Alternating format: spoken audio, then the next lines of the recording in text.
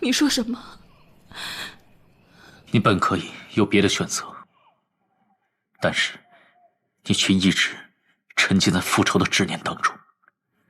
这些年，你乱国害人，坏事做尽，你快乐吗？你不快乐。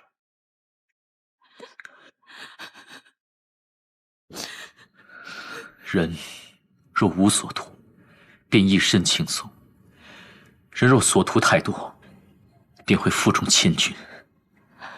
离衡，韶华易逝，回想过往，你其实辜负的是你自己。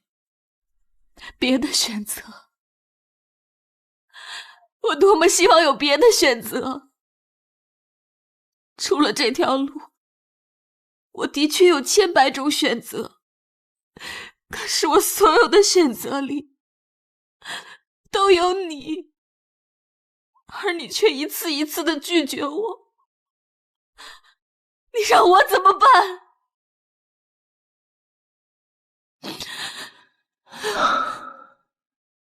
看来你是不肯回头了。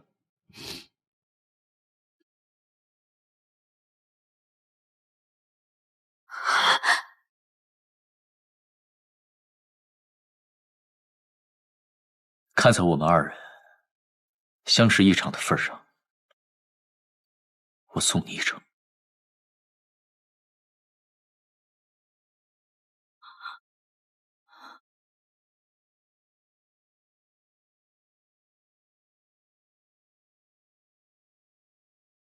我可以喝下，但是我有一句话想问你。你说，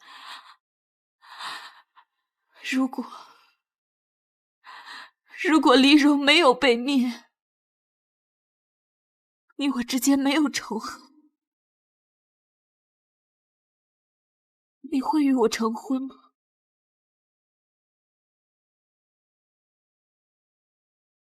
我曾经跟你说过，我当年是真心想救丽柔，我更是真心想与你成婚。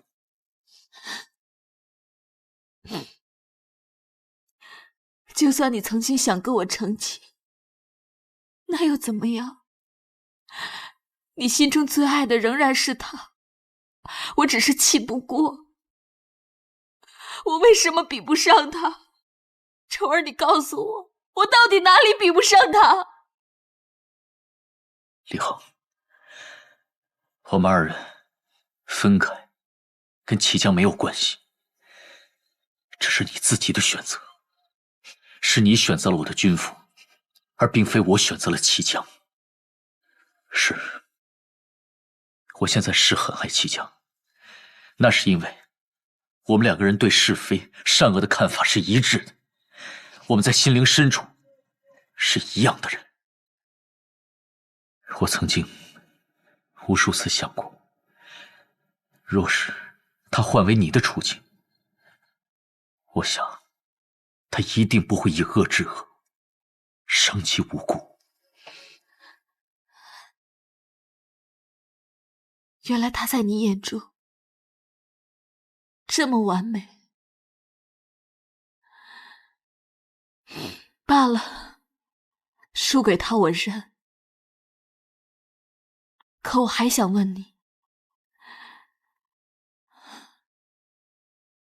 如果我没有嫁给晋侯，我选择原谅，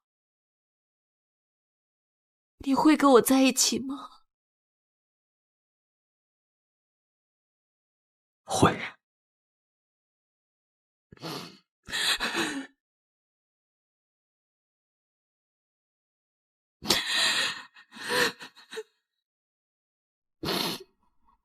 好，此生就没有遗憾了。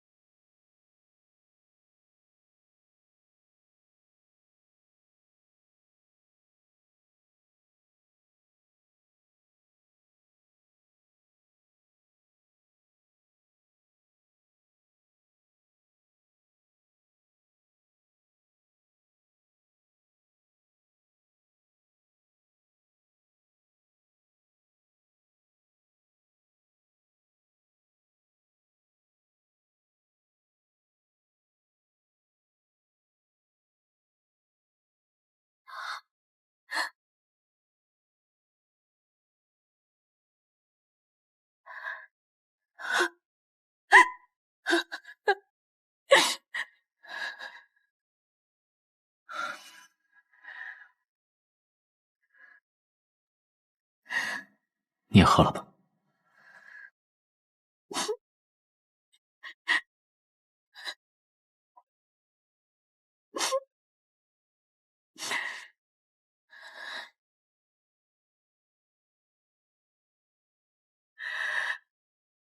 这酒我可以喝，但是，请你保全我的桌子。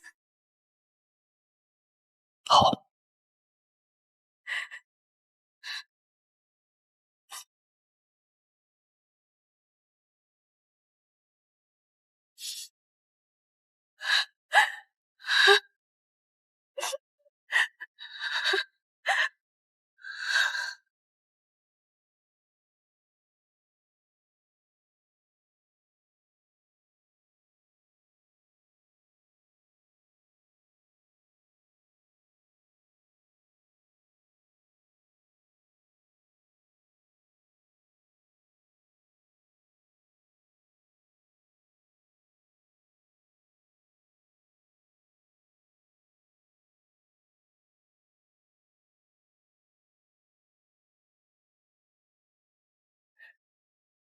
公子心善，最终还是放了离氏姐妹一马。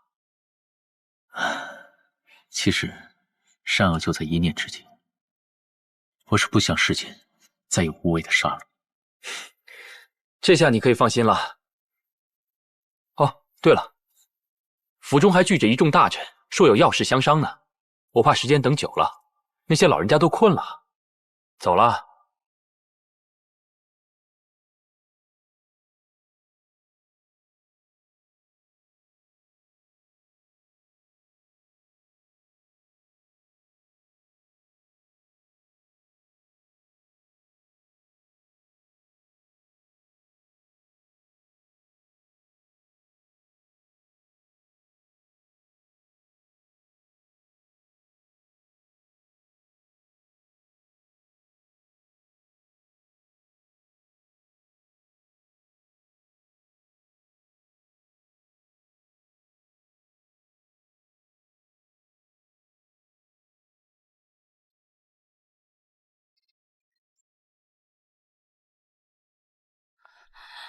童弟，姐姐，你一路高烧不退，到了此处更是昏睡不醒。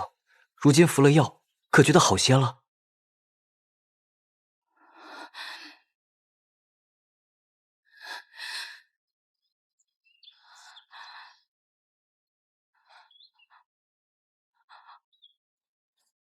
我们还活着。是啊，我们还活着。我们终究还是受了重儿的恩惠。他假赐毒酒，将我们救出，还把我们送到这里，跟童弟相聚。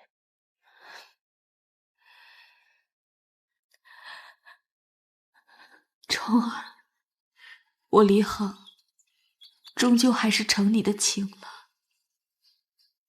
姐姐，此处山水风光极好，我们就在此处安居吧。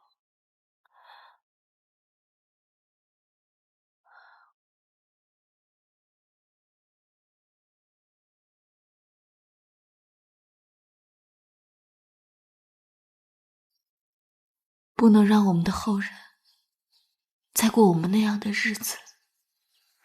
为了报仇，这10多年来，我们没有一天不再算计，没有一天睡得安稳。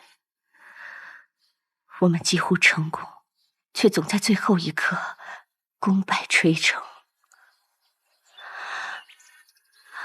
总有千般不甘。事到如今，我们还能说什么？正如重耳大哥所说，人无所图，便一身轻松；若有所图，便会负重千钧。施及害人，到头来为人所害，处处身不由己，又何苦呢？我们害过人，也被人害过，拼尽一切生死相搏，最终还是失败。这就是天意。罢了，那些前仇恩怨，且放下，我们就安然度日吧。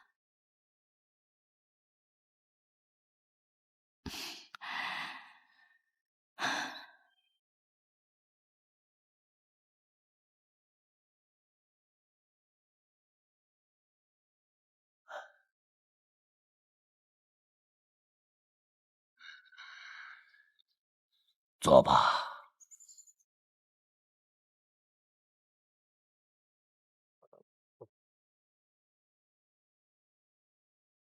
外面满朝文武云集请命，为何避而不见？是啊，夷吾已从梁国启程，他外连秦国、大周，内交重臣，要谋夺君位。你说你怎么就一点也不着急呢？二位舅父稍安，公子自有打算。既有打算，那就说出来听听。怀公，多年未见，您渐老了。是啊，是老了。朝堂之上可以依赖的重臣，更是老的老，死的死啊！如今我晋国就像风雨中飘零的一叶小舟，是乘风破浪直入大海，还是搁置浅滩与怪石所伴，就要看你如何取舍了。外公希望重耳如何做？临危受命，当仁不让，承君位，领重臣，为晋国继往开来。恐怕这次重耳要让外公失望了。你不愿意？当年重耳少年义气，凡事遇到不公总要去争。那时候外公劝重耳不要与世相争，要耐得住寂寞，经得住磨练，学会蛰伏。此一时彼一时啊！那时你以欲为风，强出头便是自损，而如今，别说是放眼朝堂，就是放眼天下，又有何不可呀？这禁军之位，如果舍你，还能取谁呀？你不当这个国君，莫不是你想躲清闲吗？外公可知道，取我陈州之后，时至今日，我君父始终是清醒的，而且他更以假死迷惑天下。你说什么？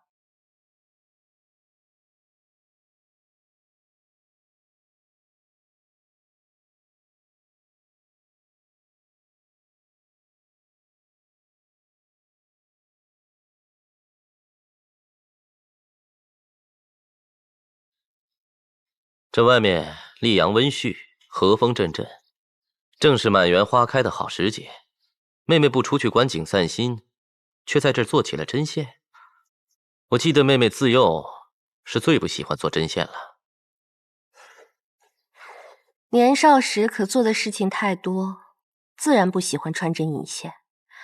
可现在无事可做，突然就顿觉这一针一线经纬之间的乐趣。我知道妹妹有心事，妹妹是还在念着重耳。不是念着，是他早已长进我的心里。我想赶也赶不走。妹妹不必自苦，如今机会来了，骊姬弄权，晋侯薨毕，晋国大乱，重耳已然回国。若我劝君父出兵助其主政，我想妹妹与重耳必能再续前缘。哥哥的好意，江儿心领了。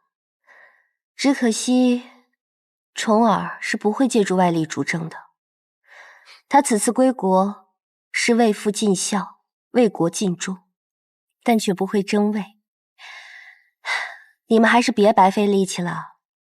妹妹如此笃定，我知他甚深，若非如此，他便不是我的重儿了。我君父选择如此行事，虽是处于困顿间的无奈，但也是王者的智慧。他想借此乱局，看一看诸子当中谁有能力担当军委，百官当中谁忠谁奸。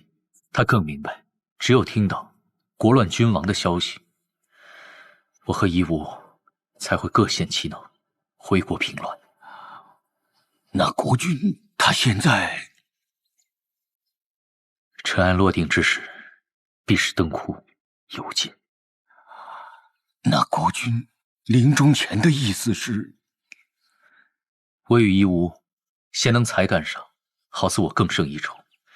夷吾向来敢打敢拼，不懂得横纵交际，这一次居然没有盲动，而是外联秦国、梁国还有大周，争取强援。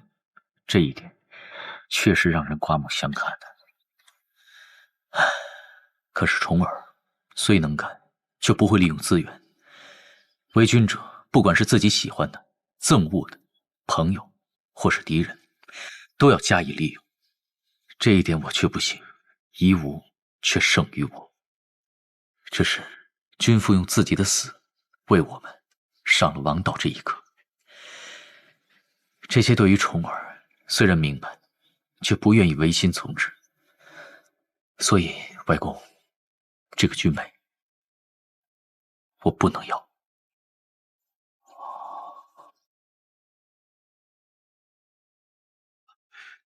老国师，公子，秦伯派来的使臣在城外求见。听闻秦伯有意扶植夷吾，恐来者不善。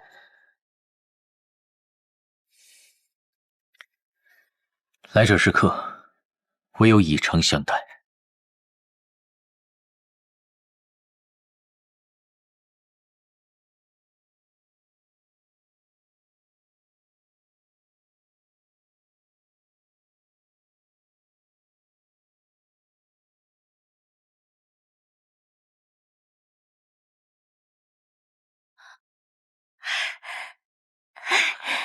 重耳，是银月公主和太子殿下呀！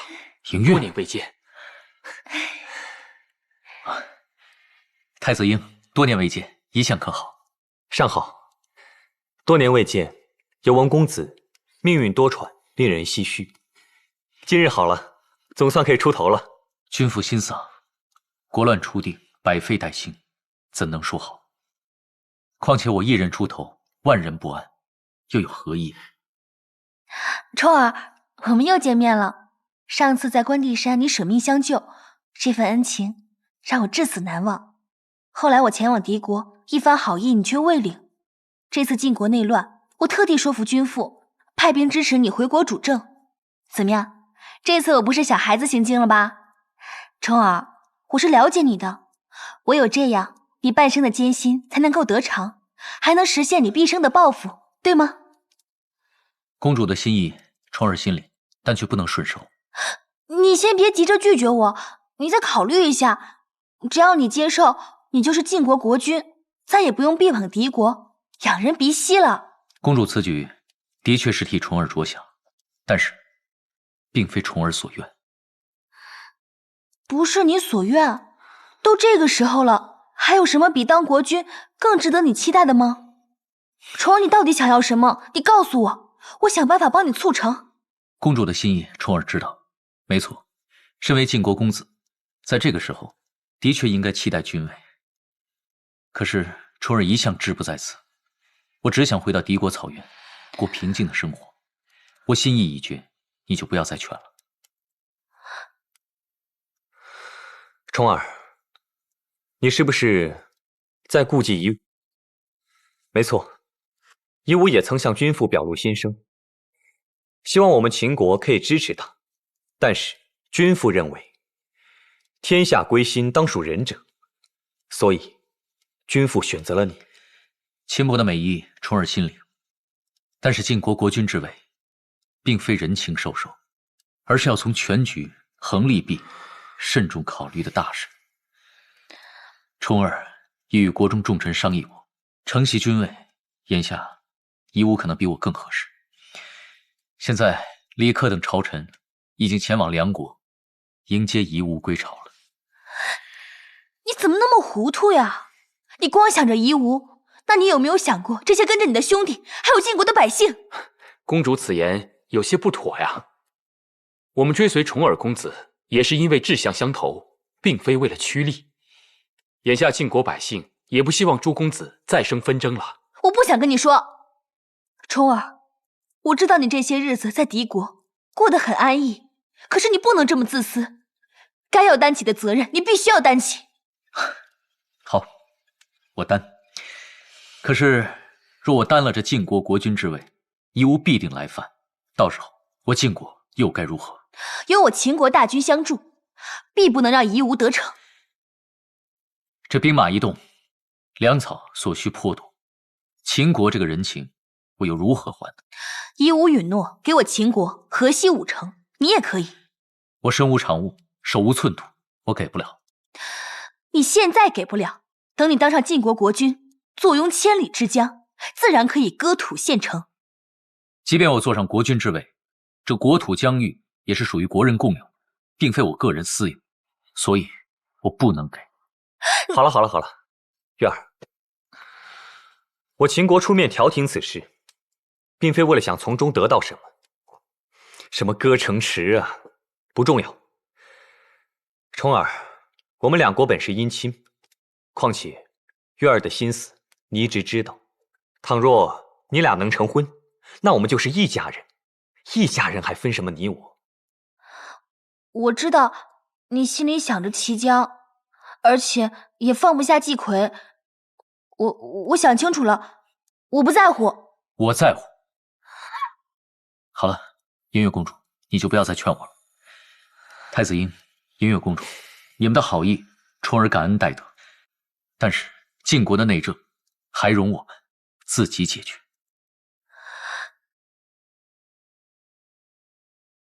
重耳告辞。哎，重耳，公主告辞。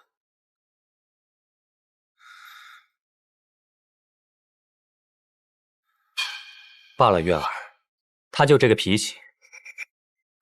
难道要让夷吾那个小人得逞吗？这次是让夷吾占了便宜，不过咱们也不吃亏。他答应将河西5城的富庶之地拱手相让，还与我秦国同声同气，结盟互助，我们没有损失。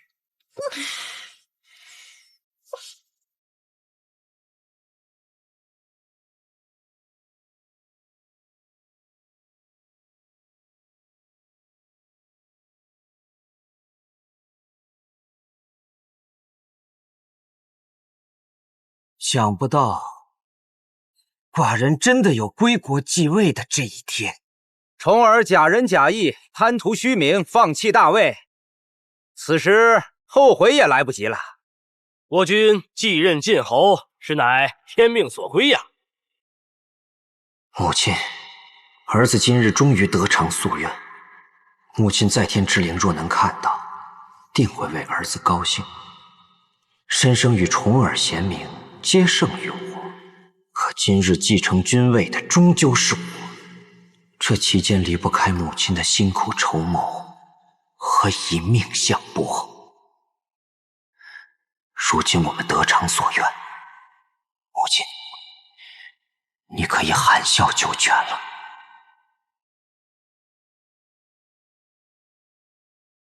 撤！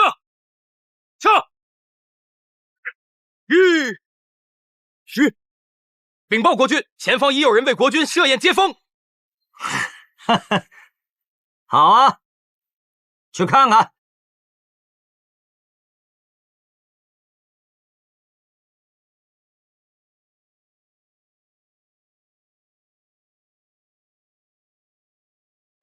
三弟，请。来，二哥敬你。多谢二哥。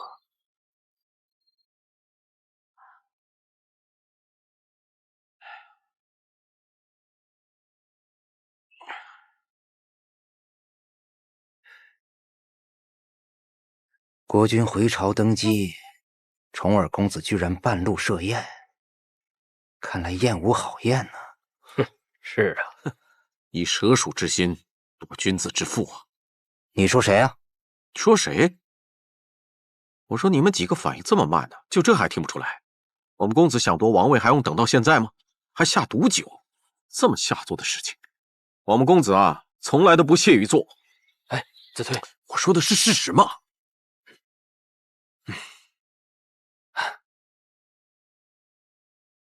三弟，今日你我还能在此饮酒，以兄弟相称。明日你回到晋都，待大典之后，我们二人就是君臣之别了。二哥，快别这么说，若不是二哥你诚意相让的话，哪有我夷吾的今日啊？所以说，不管何时，二哥，你永远是我夷吾的兄长，不必以臣下自居。夷吾，此话差矣。这君就是君，臣就是臣，若混淆不清，乱了分寸，坏了朝纲，必定会影响我晋国的安稳。今日二哥在此设宴为你接风，就是想与你坦诚交心。二哥请讲。君父在三弟心中是何评价？许久以前，君父在夷吾心中是最崇拜的一代雄主，他为我晋国开疆扩土，并且每战都身先士卒，做事果决，从不拖泥带水，对夷吾也是温情呵护。我对他自然是又敬又爱。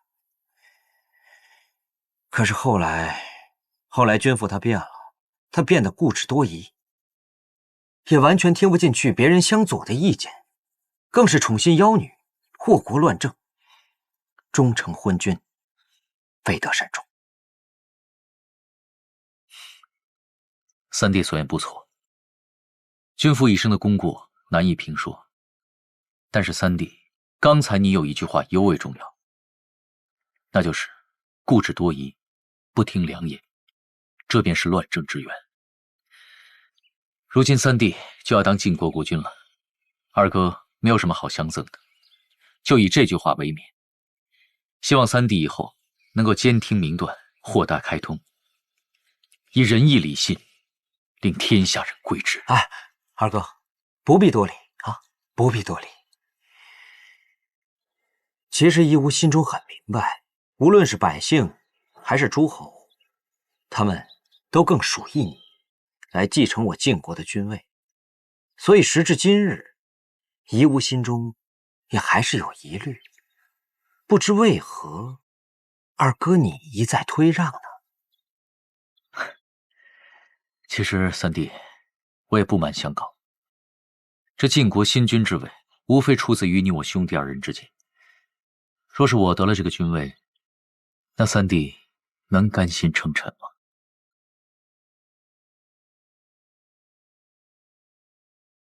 三弟啊，你我今日坦诚交心，还望你能够直言。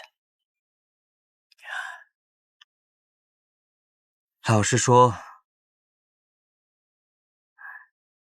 若是二哥你成为新君，夷吾我面上虽服，可是心中肯定不服。为何？二哥，恕我直言啊，虽然你在外面有一个好名声，人人都称赞你，可是你三弟我也不差呀。想当年，君父最宠爱的是我，并且他常说，3个儿子当中唯有我最像他年轻的时候。后来我又与君父东征西讨，为我晋国开疆扩土，大有作为，而且治理曲城又是兵强马壮。我敢说，若不是当时黎戎妖女乱政的话，恐怕我早就继位了。二哥，虽然我没有你那套文辞优美和你那些奇巧心思，可是我认为，如果我继承了君位，必定能让晋国强大，百姓富足。三弟，能听到你此番话，二哥其实心里很高兴。但是我想，如若我真的当了这个国君，二弟你必定不服，必定会伺机起事，不管是借梁国、秦国，还是其他国之力，你必定会引兵来犯。到时候我晋国一定会遭殃，你我兄弟二人还会刀戈相见，对吧？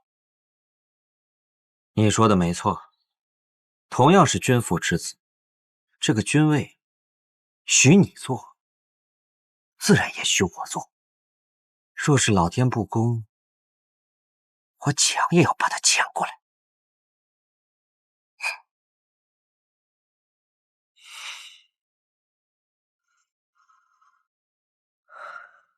三弟，我就知道你是这个心思。我不想看到百姓遭殃，我不想看到你我兄弟二人相争，所以这个君位我让你。但是三弟，你一定要记住，我今日让给你的，不是小孩子看中的一件物件，而是国家社稷，是万民的福祉。我希望你能够像今天所说的一样，让晋国强大，让百姓富足，做一位明君。若是那样的话，二哥真的会替你高兴。但如果反之，你误国误民，我第一个不容你。这君位，我今日可让得，他日我定可夺得。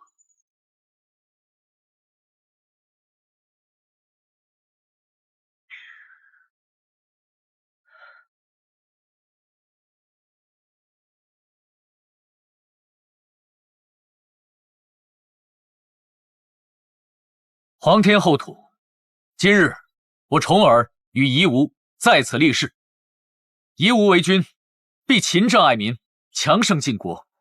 若误国误民，人人皆可诛之。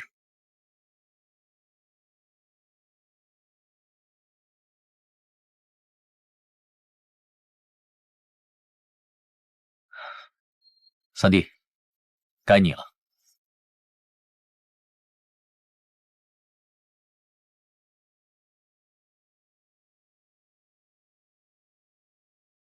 我夷吾在此立誓，继承君位后，必勤于政事，富国强民。若有违事，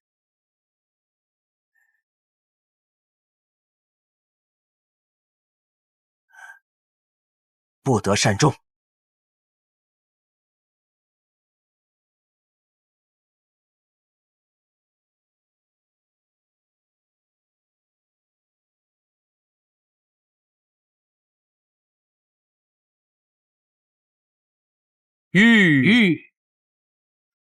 公子心中是否有一丝失落？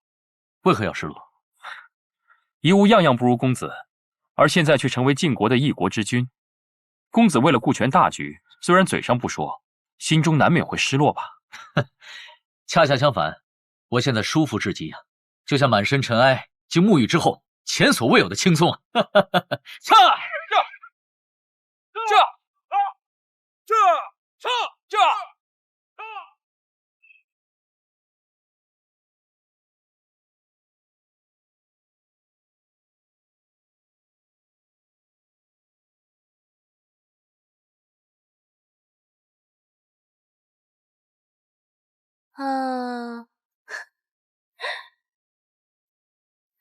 好可爱呀！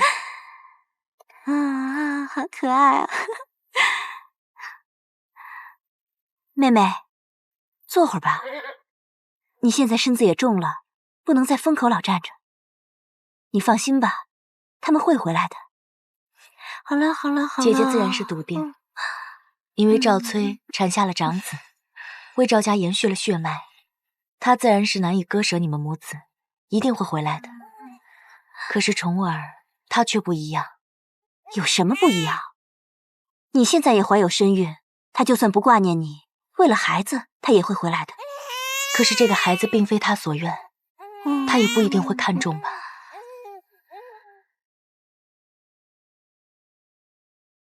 快看，那队人马，依稀是他们。谁回来啦？夫君，看谁回来啦？这玉，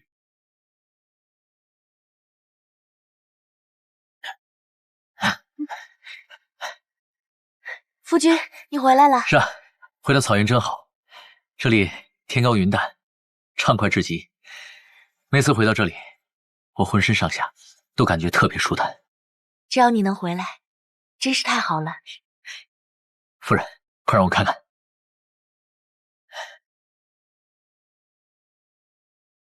哎，夫人，几月未见，感觉你都有些发福了。什么发福？亏得冲儿公子博闻志广，连妹妹有孕在身都看不出来啊？真的吗？夫君，你欢喜吗？欢喜，真的。哎，不对啊！我才反应过来，这是我儿子吧？给我看看，长得像不像我？说什么混话呢？不是你儿子还是谁儿子啊？哎，让我抱一下吧，我长这么大还没抱过孩子呢。你这个没良心的！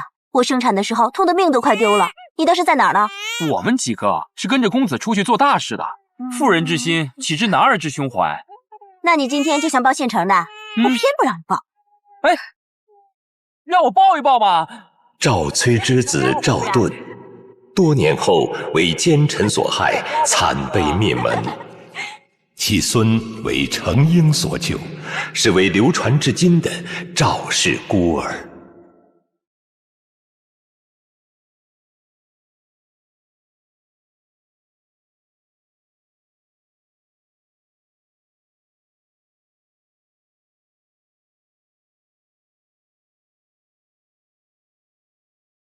臣等恭贺国君千秋万岁！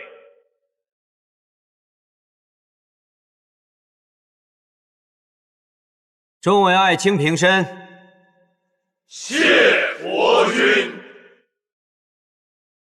寡人初继君位，内政外务诸事繁多，眼下就有几件要紧之事要与诸卿商议。请国君明示。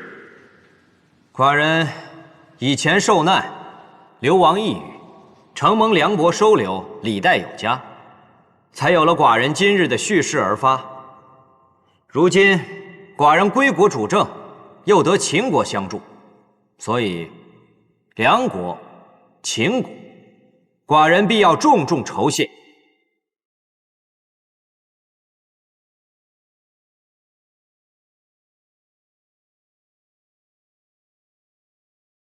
知恩图报，乃人之常情。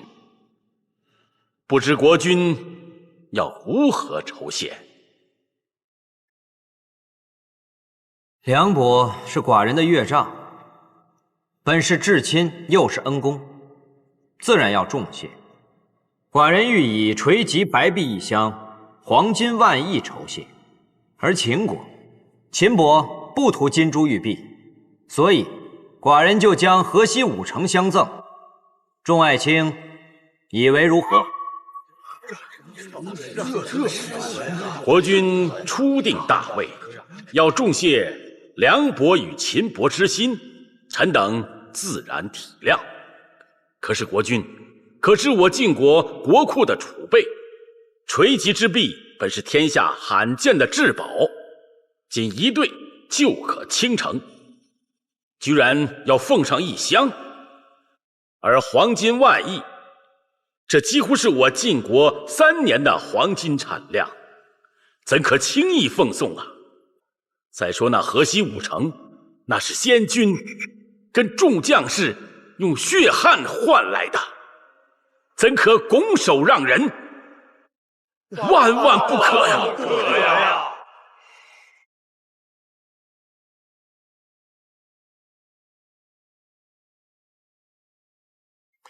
李克，你现在身为朝中左司马，你怎么说？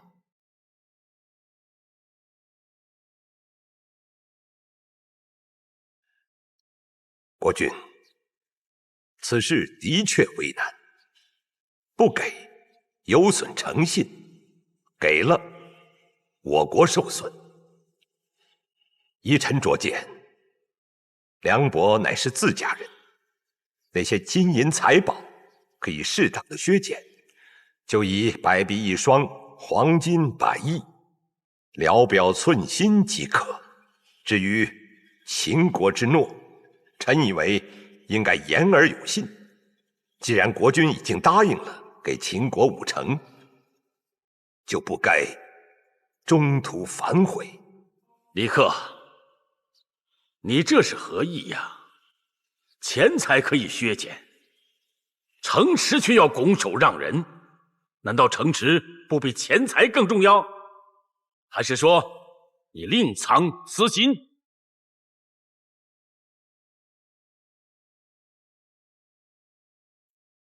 是啊，听闻国君继位前曾允诺李克以汾阳赐封，李克支持国君割地奉秦，莫非担心自己的封地不保？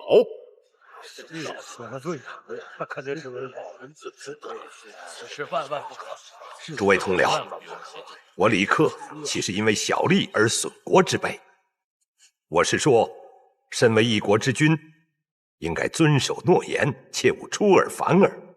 秦国乃是强邻，我们没必要因小失大而与其树敌。至于汾阳，国君给，我受；国君不给，我亦无怨。国君，先君创下的基业不能就这样送人。国君，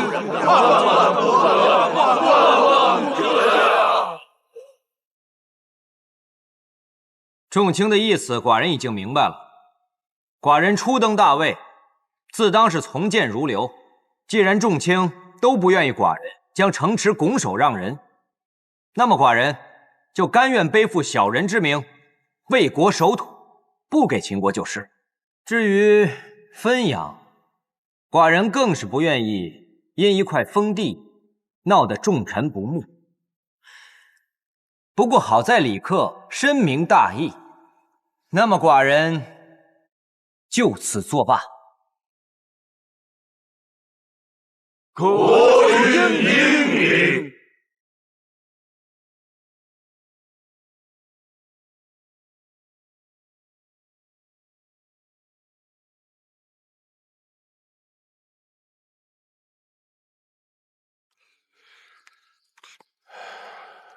国君命你到秦国驿馆通报拒付河西5城的事，差事办得如何？还能如何？秦国太子婴为人豁达，生性厚道。跟他说国君毁约的事情，他也没说什么。不过，倒是那个秦使把我好一顿奚落，简直是无地自容。国君毁约，秦国受此戏怒，出言奚落那是轻的。难道还要为此事骄恶，甚至兵祸将至？那倒未必。秦伯仁义明察，虽是一时大怒，但是必不忍贸然兴兵。再说秦伯夫人乃是我晋国人，由他从中去劝解，此事还不至于不可收拾。他就是看中了你这一点，才公然毁约。他毁得轻松，把这苦差事交给我们俩来做啊！哎，害得我呀，又是赔礼，又是奉承，憋屈至极。恐怕日后不仅仅是憋屈呀，敌灭国安，兵马入库，宝剑入鞘，何况谋臣？众所周知，一直以来，你都是暗助夷吾的第一功臣呐。哦，他刚继大位，他会对你……国君继位，对我等有功之臣不赏，对朝中宗亲不畏，偏偏独宠履生细锐之流。这个意思已经很显然了。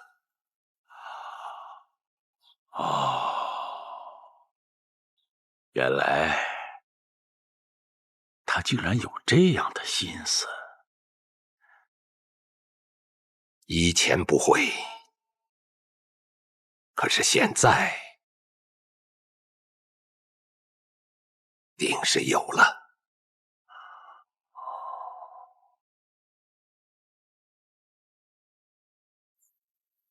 国君高明，利用朝臣们反对和妒忌之心，成功免去了对秦国的承诺，还令李克无话可说。哼！现在外面那些人一定都在说寡人言而无信，无耻负义。可是我不在乎，只要能够将我晋国基业完整保全，区区骂名，算得了什么？国君为国之心让人感佩，只是怕有人不服。你是说李克？不止李克，还有丕正那些追随他的人。其实微臣心中有所不解，李克对国君一直是忠心耿耿，此次更是盈利有功，国君为何不中封厚赏，却有意冷落打击？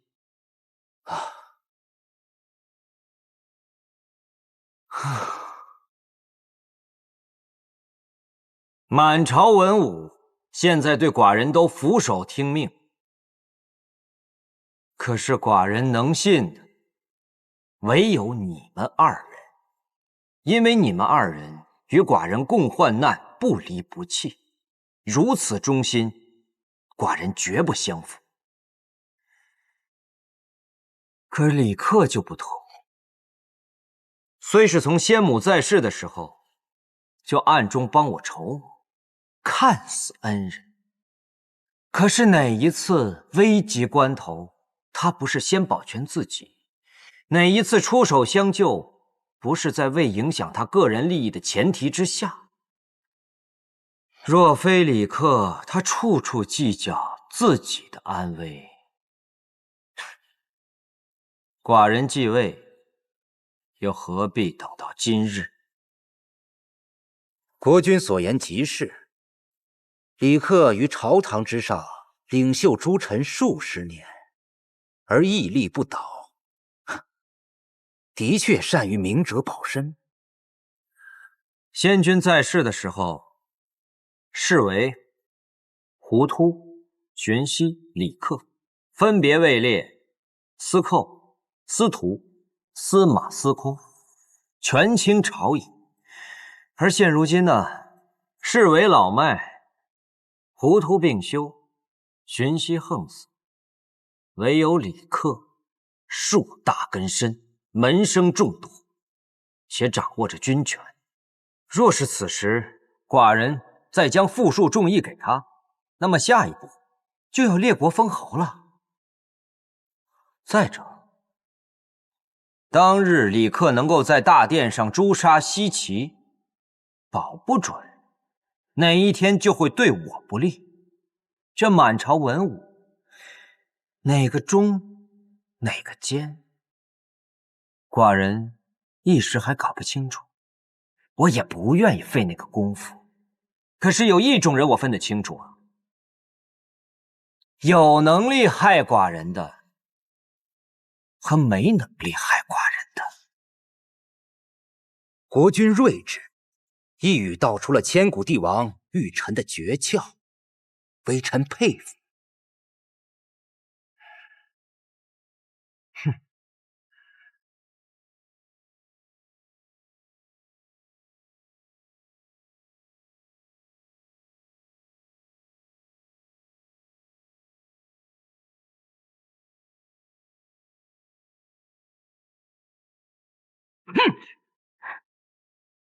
夷吾这个小人，天大的小人，骗子，大骗子！夫君息怒，夷吾不懂事，夫君何必跟他一般见识呢？他不懂事，哼，在这个世上最精明的人就是他。想当初没有继位之前，天天巴着寡人呐，还跟寡人承诺河西区区5城，没想到继位之后翻脸不认账啊，简直就是过河拆桥。这小子现在是背着手撒尿，他不服我，不理我呀。当初你助力夷吾，也不过是顺水推舟嘛。我秦国又没什么损失，何必在意那区区5城呢？夫人，你可是寡人的爱妻呀，你怎么能胳膊肘往外拐替他说话呢？什么叫区区5城啊？假如这5城给了我，对我扩大疆域是非常有益的。我现在得而复失，我心情能平复吗？我劝夫君呢，你还是消消气吧。只当他没说过那5城的事儿。不可能，寡人咽不下这口气。你咽不下又如何呢？难道就因为那5城，你还要发兵晋国，去夺去抢？你也不怕天下人笑话你吗？不是我偏袒母国，我只是怕你苦心经营的仁义美名就此毁于一旦呀。夫君，你好好想想，这样值得吗？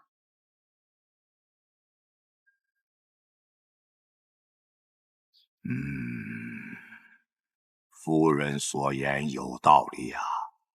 假如为了此事我发兵，岂不让天下之人笑话于我？他不仁，我不能不义，我只能独自吞下这个苦果。想想，不光是我一个人。但话又说回来了，也怪那个重耳，他若继位，不就没这事儿了吗？许你错信夷吾，就不许重耳看错人了。那夫人的意思是，重耳他厚德大义，甘将君位相让，其心为国为公，只是所托非人呐。是啊，得不偿失的不仅仅是寡人，还有重耳。想想这件事情，寡人的心里还算是平复了。令从啊，令从，我看你是有令不从啊你！令从不敢。我让你找一些踏实稳重的女婢在军前伺候，你可倒好，专挑一些狐狸精放到君王身边。哎，你到底存的什么心呢？君夫人，进宫里没有比他们更为踏实的女婢啊！你还敢顶嘴是吗？你是不是活得不耐烦了？君夫人，再容小人想想。好像膳食所还有一些劈柴提水的厨娘，可以调来当女婢。厨娘好啊，手脚勤快，心思简单。行，那就换厨娘吧。喂，国君驾到！行了，你们都下去吧。我交代的事情务必办妥啊。喂。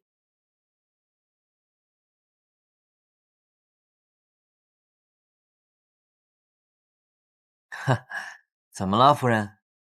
这是谁呀？又惹你生气了？说吧，又有何事相求？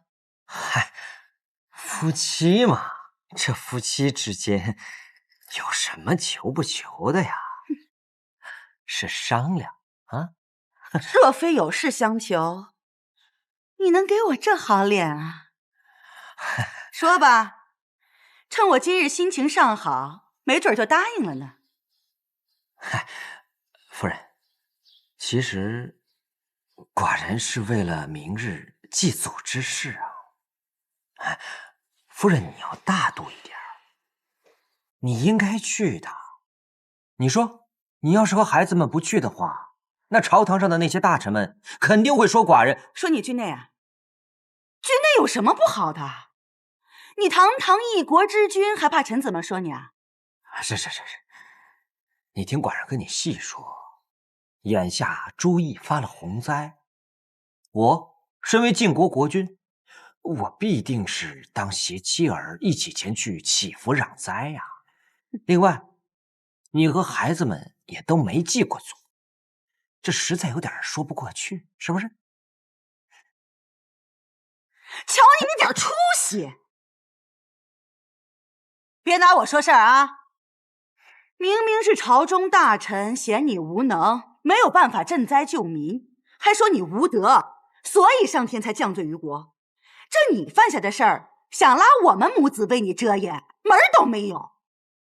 这些年你吃我梁国的，喝我梁国的，你还睡我梁国的美女。我怎么睡你们？你算美女吗？哎，你这个，哼，别管怎么说吧，没有我梁国，你能有今天的一切吗？可你回报给梁国什么了啊？我要一箱白璧万亿黄金你都做不到，你还恬不知耻的让我和儿子给你们晋国的死人磕头祈福，你做梦呢吧？你还不服是吗？没有我梁国，你屁都不是。若非我梁国，你能坐稳这晋国国君的位子吗？哼，我告诉你，现在朝中大臣和百姓们都盼着重耳回来呢，人人都称赞重耳当年兴国治灾的事儿。他们都说你跟重耳比啊，你屁都不是。哎，反了你了！你还想动手？你有本事杀了我呀！我告诉你啊，如果我死了，没有梁国的支持，我看你怎么做这个晋国的国君！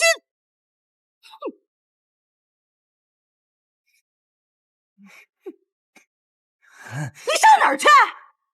你给我回来！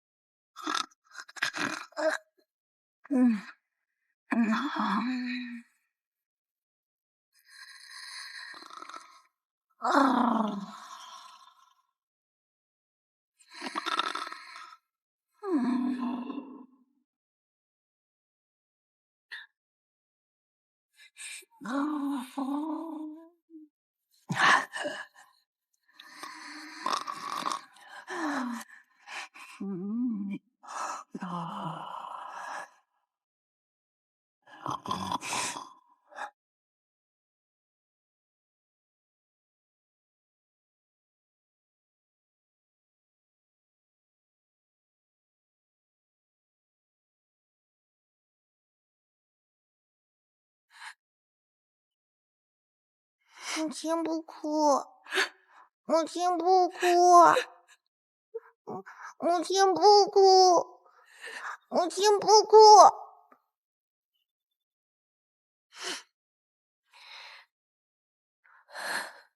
好，母亲不哭了。只要有你在，母亲就不哭了，好吗？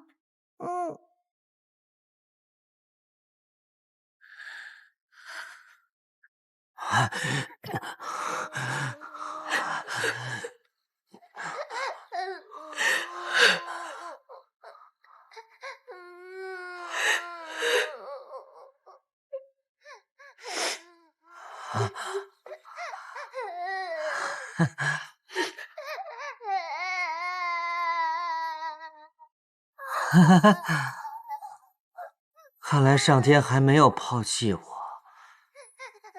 居然送了这样一位仙女来解我的苦闷。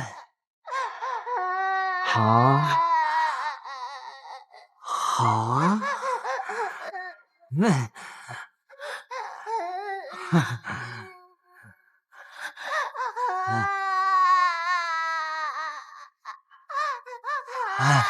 仙女，救救我！你救救我吧！啊！你要干什么？你不是来救我的吗？啊！不如你嫁给我！啊！你若是嫁给我，我就把那套飞猪给杀，让你当国母。你若是当了国母，一定能帮我国金永驻。啊！放开我！好，嫁给我！嫁给我！你嫁给我！嫁给我！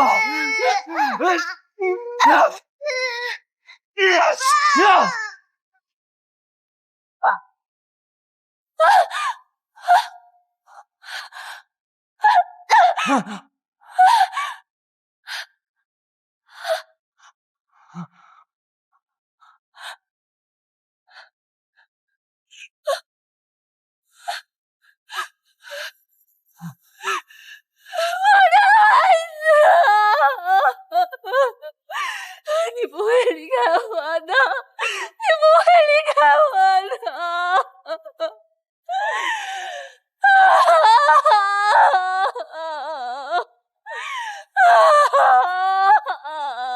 我的孩子，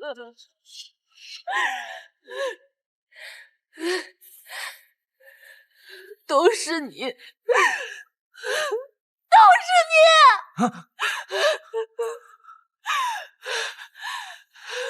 为什么？为什么？老天为什么要这么对我？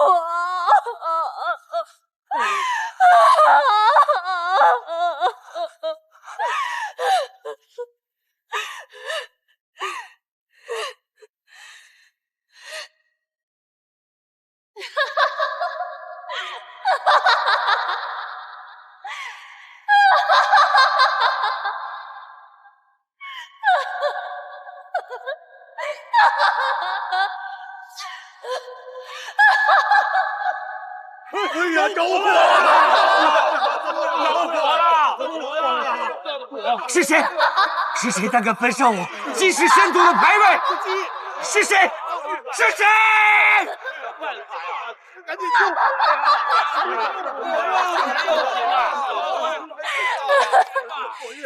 是我，太子金师爷！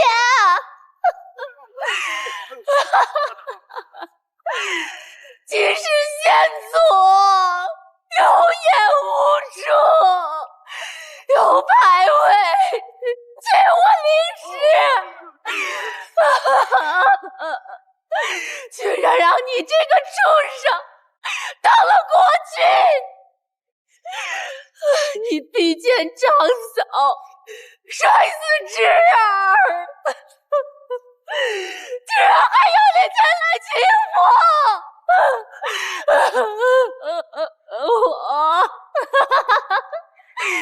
是怕你扰了他们，扰得他们气魂不安，所以我来限你送他们一程。不能打呀！救我！救我！快！救我！救我！快！救我！救我！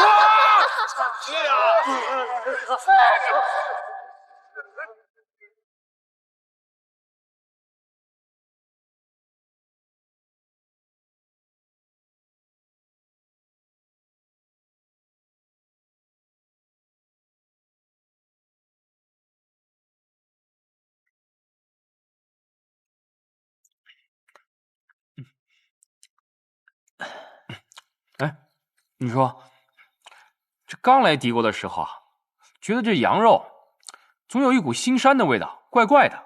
现在好了，顿顿都离不开了。我看你现在吃的很香啊！啊，哼，这么一盘肉，全被你吃的只剩下骨头了。你还说我，你更能吃，一只羊你都吃得下。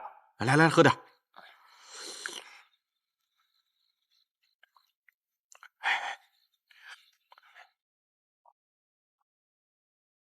公子，你这快一顿饭了，一直闷闷不乐的，是有什么心事吗？跟我们说说。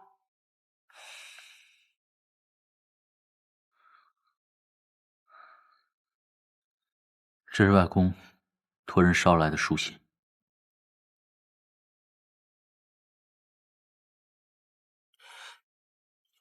写的什么东西啊？这，你看。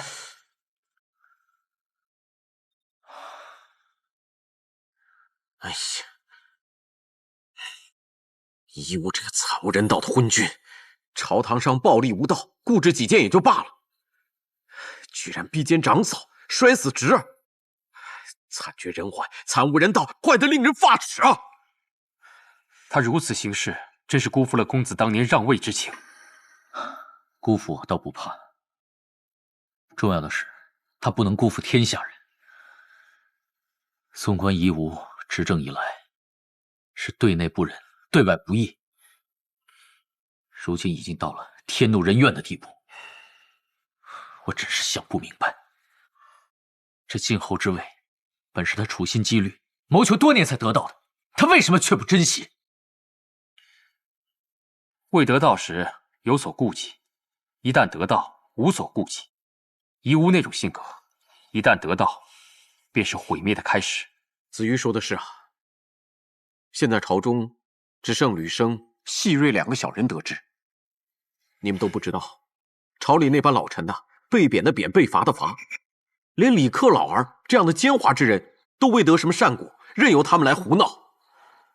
哎，公子啊，晋国刚刚恢复的局面，怕是会更加的乱。依我看来，你应该早做打算才是。是啊。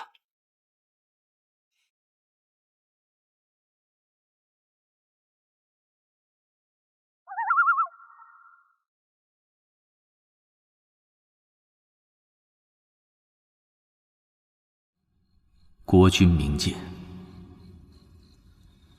夷吾无敌。此函非臣下对君上之奏章，而是兄弟间的一封家书，是兄长对三弟一片赤诚回护之心，句句出自肺腑。还望三弟静心习惯，思忖考量。昔日太公子牙隐居岐山，垂钓渭水，得文王求贤，问其何以得天下。太公答：为君者，若能与国人同忧同乐，同喜同悲，秉仁德，行义举，则天下顺服。文王听后，修德行善，育国富民，礼贤下士，敬老慈幼。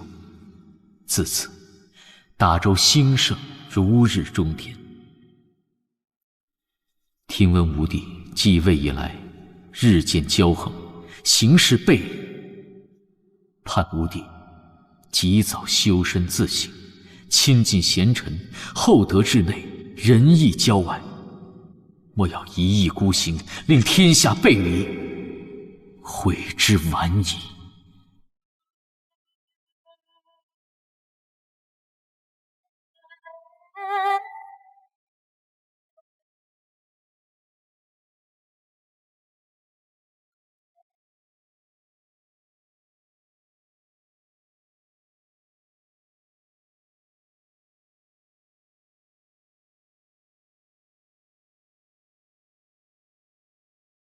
夷吾，希望你能明白我的苦心。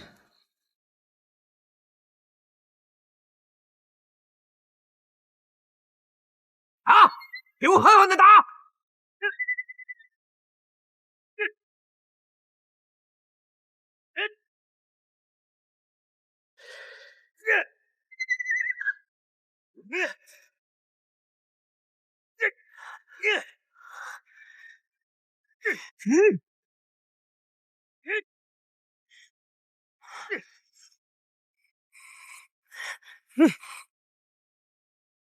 国君息怒，司马近日腹泻如水，体力不支，所以才不堪远驰，还请国君另选良计啊！放肆！寡人今天就要切这皮！朝中的大臣不听寡人的话，现在连一匹马都敢跟寡人撂蹶子，给我打！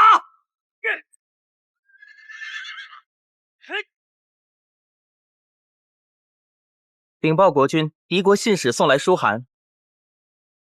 敌国？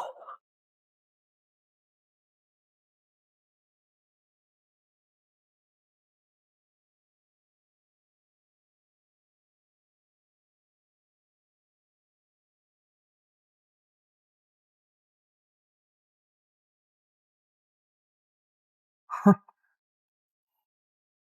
你以为你是谁呀？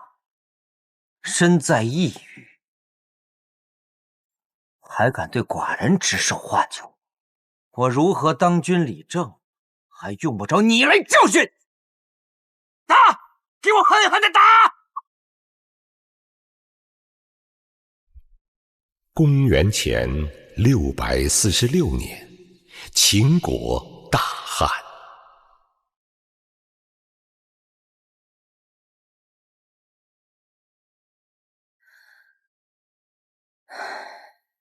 夫君，可觉得今日的膳食不合口味？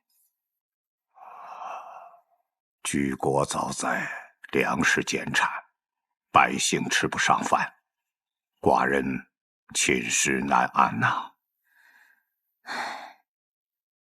我知道夫君又要说什么了，无非是让我节缩开支，与民共苦。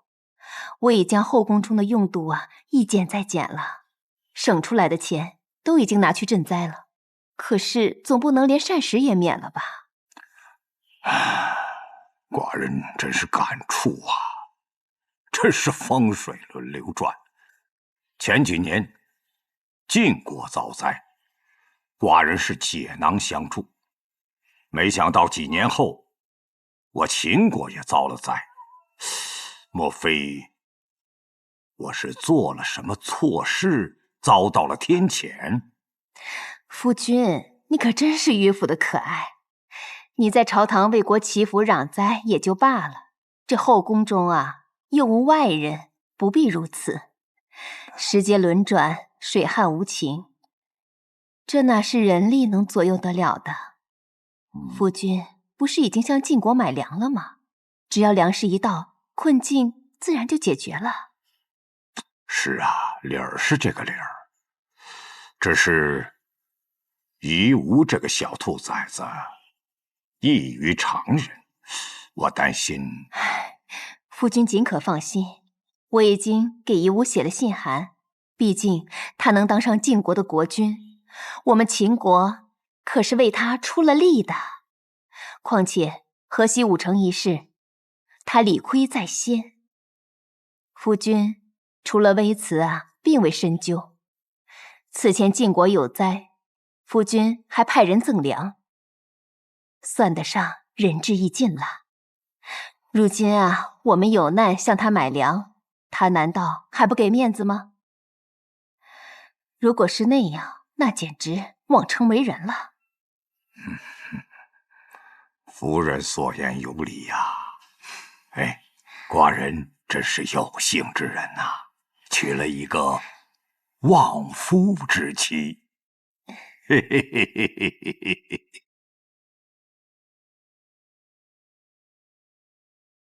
我们君臣内宫见面，不拘礼数，随便吃喝。谢国君。近日我看奏书颇多，瞥了一眼，好像是秦国遭灾的事情。对此，两位爱卿怎么看？国君，这秦伯派使臣向咱们买粮，依臣看，提价卖了便是，又算还了他们的人情，还可赚些便宜。寡人虽是爱财，可是脑子十分的清醒。我们今年的粮产虽丰，可是往年的亏空太大，我要囤积一些，以备不时之需。秦国，我才不会去支援秦国。依臣看，此事正可好好筹划。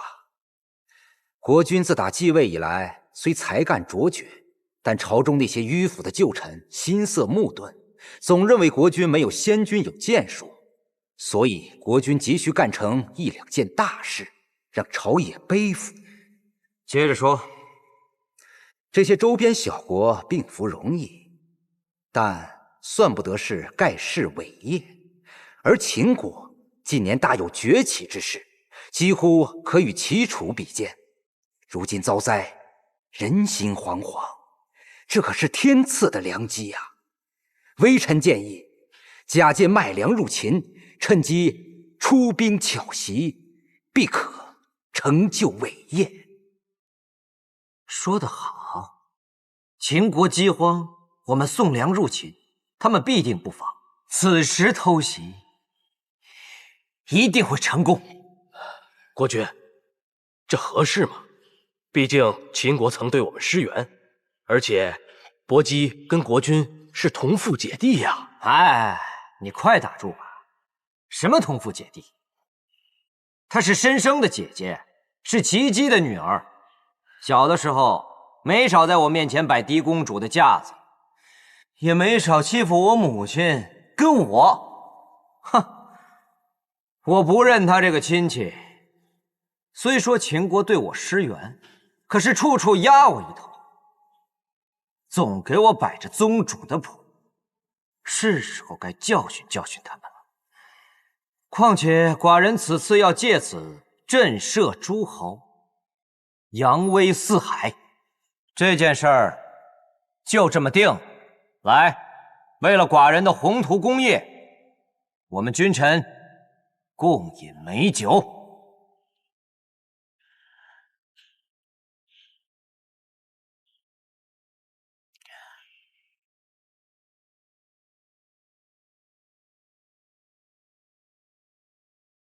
君父，我国遭灾，晋国以卖粮为由，趁粮车派兵入境，大肆犯我疆土，一无此行，必遭天谴。父王，我大齐需以牙还牙，方能解恨。国相，你有何意？回国君，夷吾身为一国之主，以失君道。我秦国多次帮扶于他，而他却恩将仇报。我曾请求国君宽待于他，就是为了避免伤及无辜。可事到如今，关乎国土，我们应好礼必争。若有敌来犯，我们必不能恕。微臣支持国君发兵痛击。